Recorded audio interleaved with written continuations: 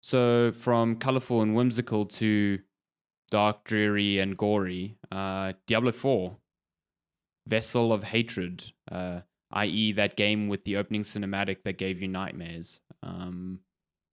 Yeah, Diablo 4 is fucking good, man.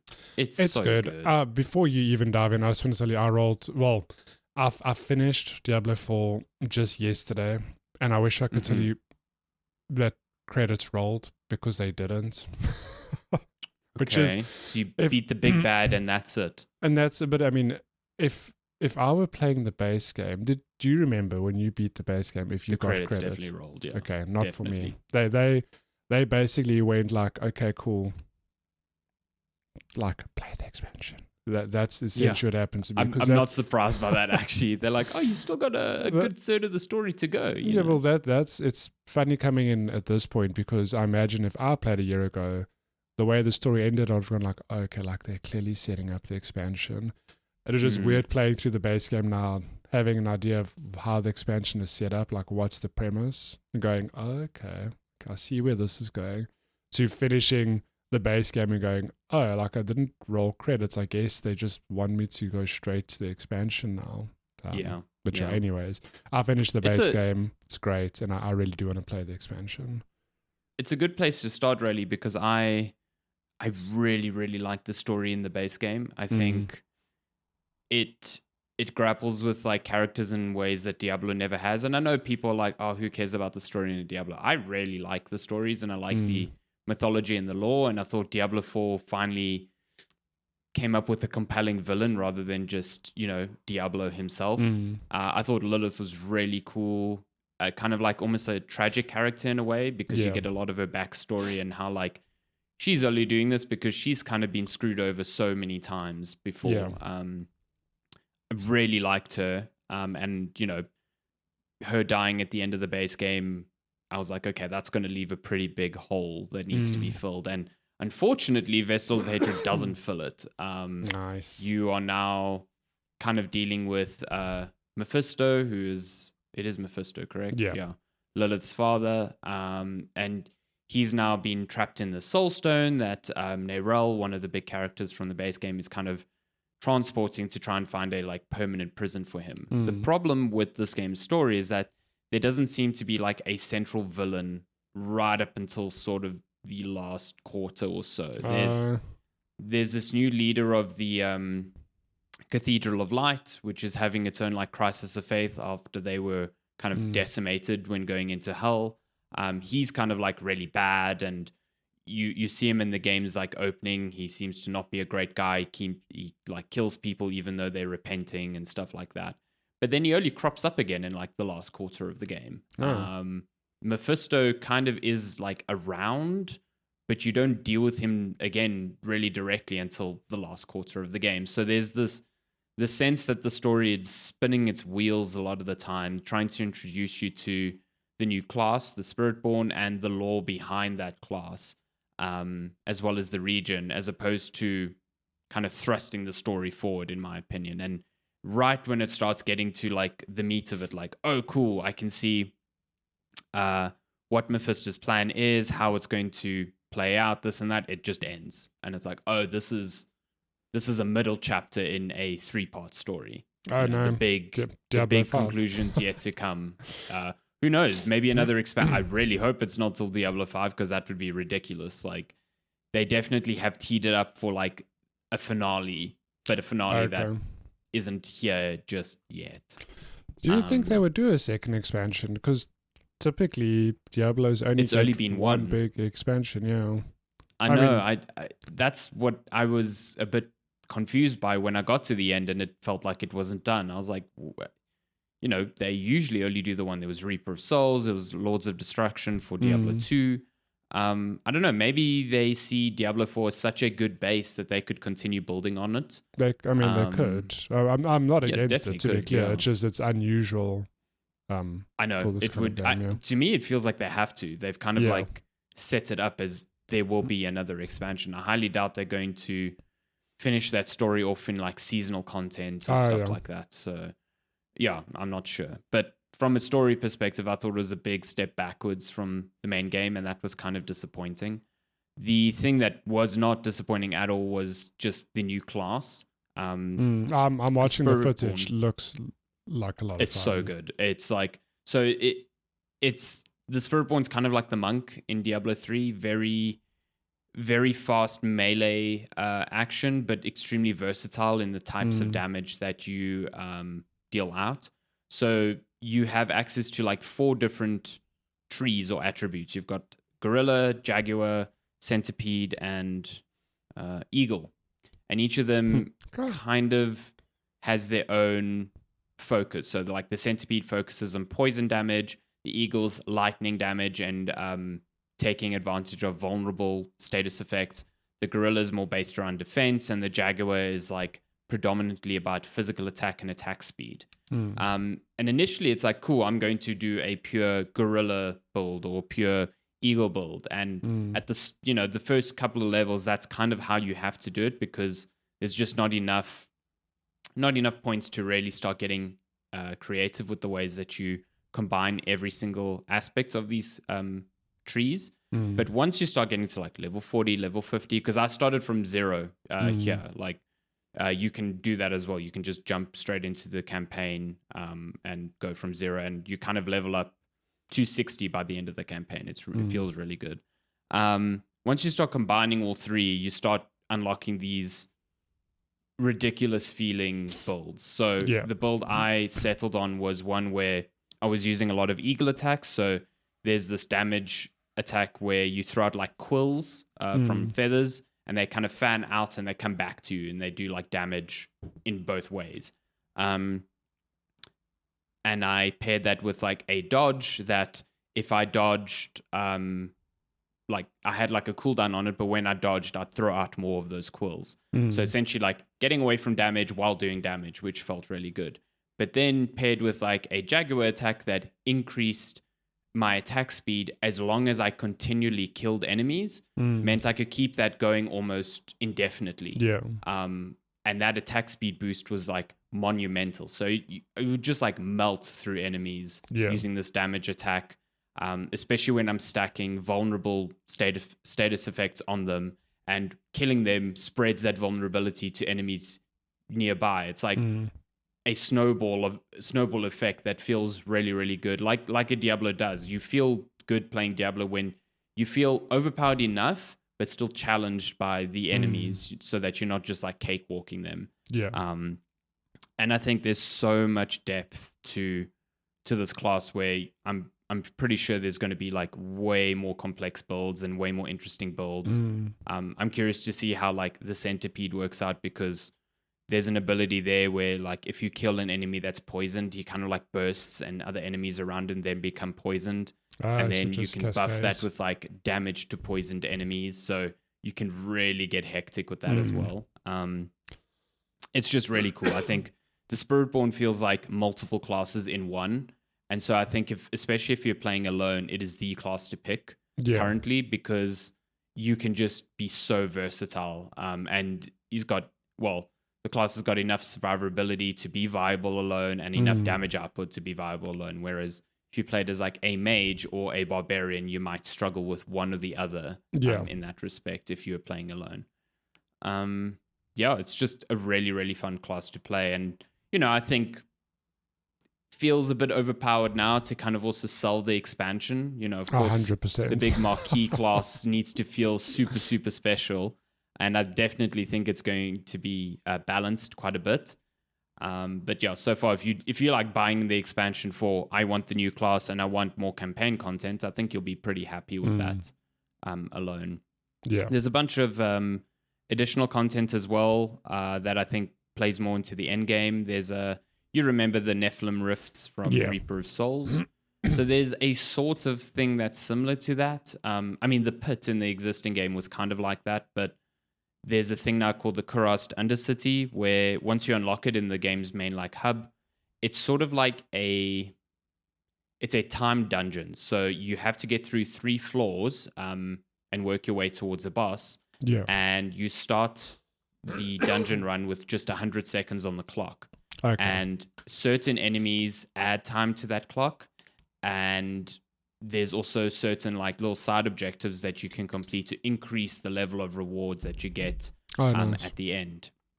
So it's like this balance of I need to seek out these enemies to gain more time, but also like try and buff this meter as much as I can to actually get, good loot by the end of this. Yeah.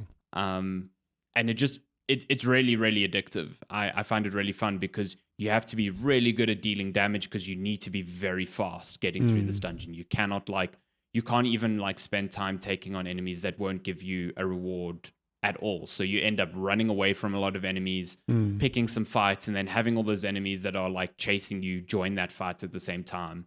Nice. And it just feels great. It's a really, really cool mode that you can kind of tinker with it to give you specific rewards. Like you can add modifiers that make it harder or give you less time, and in turn that will give you like a higher rarity of reward or a certain type of reward. Yeah. So I think you can, going into the end game, you can really hone it to deliver the sort of stuff you need for your build. In addition to that, there is I can't remember. I think it's called Dark Citadel. Yeah. Dark Citadel is like a very, very late game activity now where it only unlocks in Torment level 1. I'm sure you've seen this now, like with the update, the levels have changed. Yeah. Yes. Yeah. There's no more world tiers. There's no more like regions that have specific levels. Now everything is flattened. Everything scales to your level and scales accordingly to the level you've selected. So Torment level 1 is only unlocked when you've defeated the pit at a certain level. Okay. And once you go into that, the Dark Citadel is unlocked. And this is more of a team-based PvE sort of dungeon where you can pair up with 2 to 4 players. There's matchmaking, but I think you need to be on like comms with people because there are these like light raid puzzles in the dungeon that remind me a lot of Destiny, where like sometimes it will divide all the players into like very separate rooms, and you'll have to figure out firstly the puzzle in that room and be able to deal enough damage to deal with any enemies there because you won't have anyone else there to revive you. And if you die, you basically wipe. You have to start that sector again. Shit. Okay. The same goes for the boss battles. The boss battles have some very intricate mechanics to them, and they're also timed. So you can't just sit there for 30 minutes like grinding it out. You have to be a certain level, and your build has to be of a certain proficiency to kind of get through these dungeons. And they're really cool. I think if you're playing with the right people and you are very invested in building very smartly, I think it's a really cool way to extend the life of the game beyond just grinding. I do find though that it takes a lot of time to get ready for that sort of thing. Like you need to get to Torment level 1 and you need to have a really good build. So I think it's a very big component of the expansion that not everyone's going to see because not everyone plays Diablo in that way. They come in for the campaign, they fuck around a bit and then they leave. Yeah. Which I don't think is a bad thing for the game. It's just something to keep in mind when you see the like checklist of all the things that are coming in the expansion. The Dark Citadel is one that I think the fewest people will actually get to, even though it's probably one of the most interesting aspects. So yeah, it's a good expansion. I think it's solid. It's Reaper of Souls had so much going for it because like Diablo 3 was not in a good space then.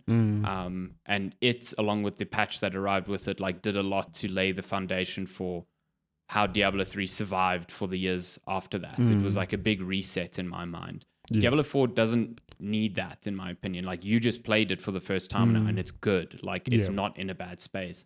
So for the expansion to still come out and still feel worthwhile and meaningful is, I think, testament to how good of a job Blizzard is doing with Diablo currently. And I think that only bodes well for the game, going forward in the next 12, 24 months as they maybe build out a new expansion. Who knows?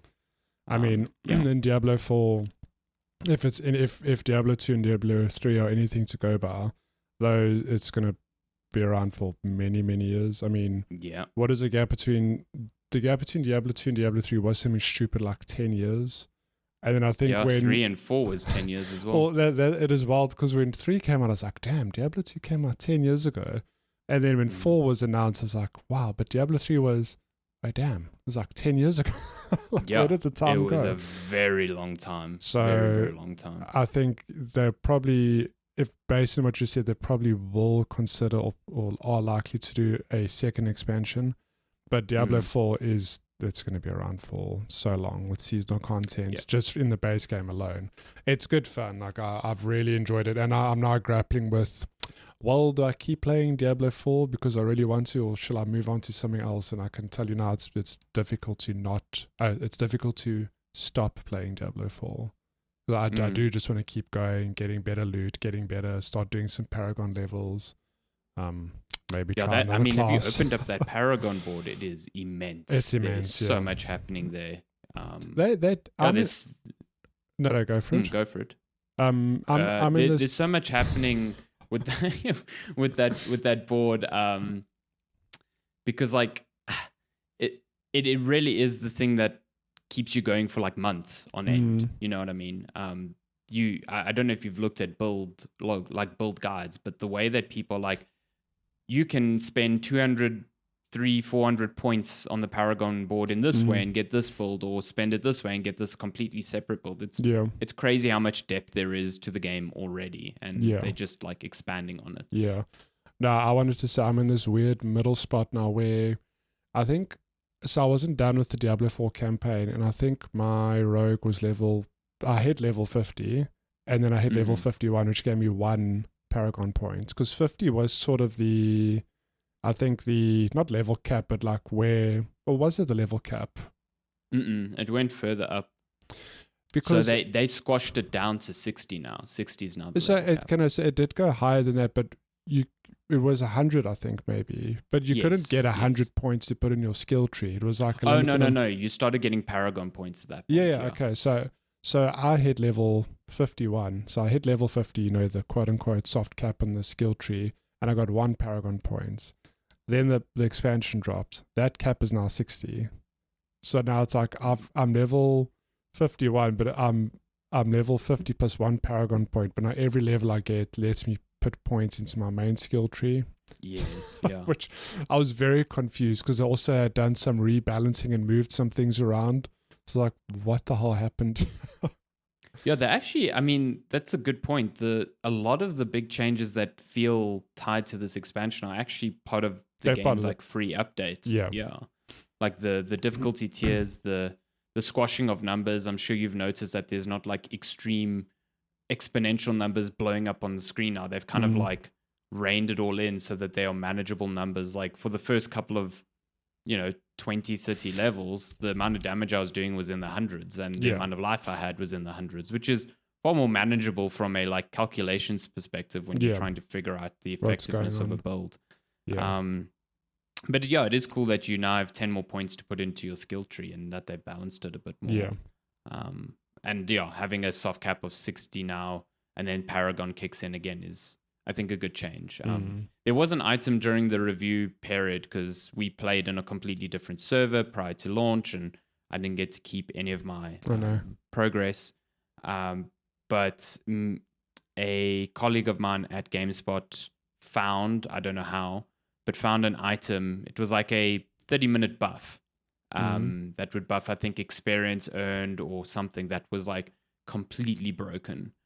So much so that he ran me through one run of the pit, and in those 10 minutes where he was basically just, shepherding me through, I wasn't really doing much. I got 250 Paragon levels. What? it was like monumentally broken. Something was very wrong with that item, and I'm pretty sure it's not there anymore. But that was part of the reason why I could play Dark Citadel, because there's no way I would have had the time to get to that level. But it's insane. Yeah. But again, that's the sort of time investment you're going to need to get to that sort of content. So it's just something to keep in mind. Hilarious. Game's great. Expansion's not on Game Pass, so it's the first time. I know you were playing it via Games Pass, so now it's like, ooh, do I drop money to continue playing the expansion? Even Diablo 4 itself is such an interesting thing, because it's Blizzard doing that thing. I mean, a lot of game developers do now, where you've got the base game, but you can just spend so much more money in game if you Yeah. wanted on skins and Yeah. other stuff. But I think this is where Game Pass is going to get people as well, where it's like, cool, I can play Diablo 4, but now I want to play the expansion. Like, let me cough up more money to just outright buy it. I do wonder, like, in a year or two, will they just add it to Game Pass? Maybe. I don't know. I don't know. They've been a bit inconsistent when it comes to that, with first party games. It always has seemed like the base game is the upsell to the expansion. The rest of the content. Yeah, and like a lot of expansion content doesn't usually come to Game Pass. But I also find it a bit of an odd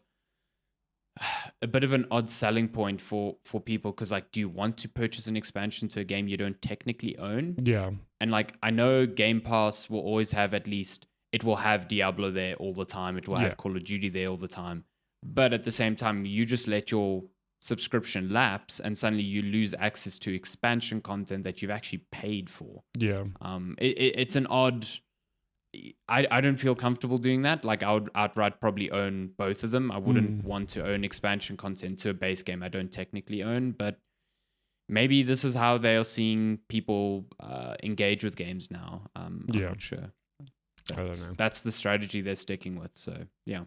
Just something to keep in mind. Wild. Cool. Yeah.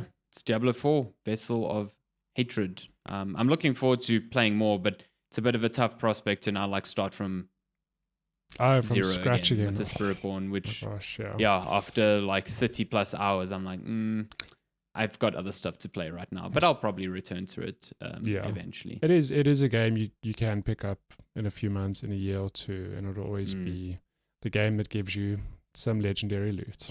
It feels good. It's true.